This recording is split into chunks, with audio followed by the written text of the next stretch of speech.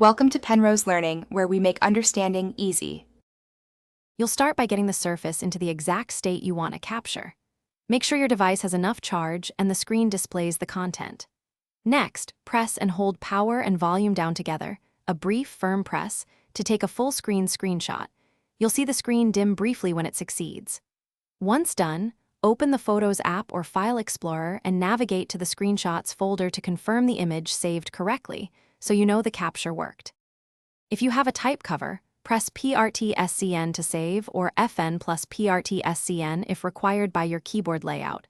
That copies or saves the screen depending on settings. For precise grabs, open Snipping Tool or Snip and Sketch, pick Rectangular, Window, or Full Screen, and use the delay timer for transient menus. This gives control over timing and framing.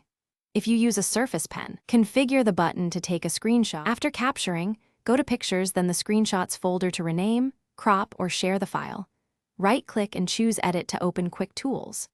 To keep backups, enable OneDrive Photos upload so every screenshot syncs automatically across devices.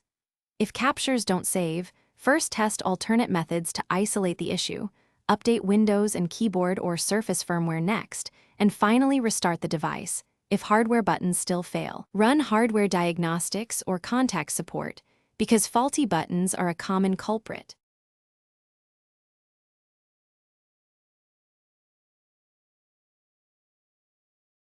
Thanks for watching. If this was helpful, leave a like and consider subscribing. See you next time.